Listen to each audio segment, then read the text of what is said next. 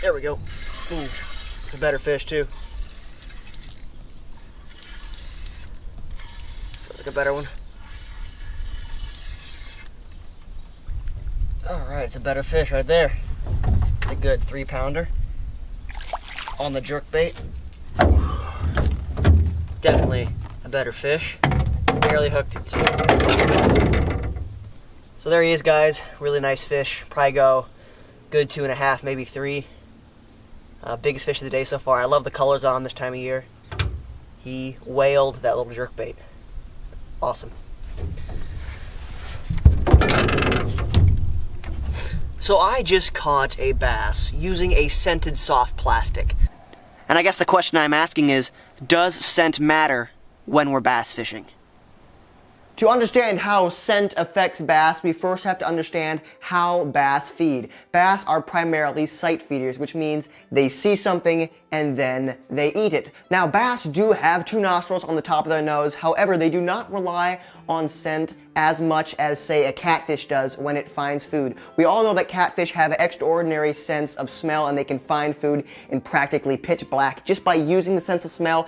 If we take a look at this diagram of the olfactory folds, you can see the catfish on the top has very, very fine folds, and that will help it pick up scent a lot better. And you can see on the bottom the bass does not have as many folds, therefore it is not as good as detecting scent. While a bass's nose is not as good as, let's say, a catfish, it still is useful. For instance, during the spring when they are spawning, bass use their noses to detect pheromones in the water and to find a potential mate.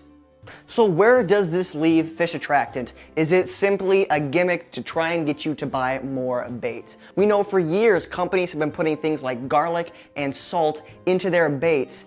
And we wonder sometimes, does this actually make a difference? Well, it does make a difference when it comes to foreign smells. Studies have shown that certain scents will simply turn bass off, and they will make them not interested in your bait at all. For instance, our hands have a lot of weird odors. We're constantly walking around picking things up, and they leave odors on our hands. And when it comes to bass, sometimes certain odors can simply drive bass away. So fish attractant does help in that sense. It masks our disgusting odors and makes the bait smell natural. A lot of anglers actually recommend when you get on the boat to actually wash your hands off and apply a small amount of fish attractant to your hands. That way when you're handling the lure, you're not covering with a bunch of foreign odors. Let's stop talking about scent for a little bit and talk a little bit about taste. Another thing bass attractant can do is help bass hold on to a lure a lot longer.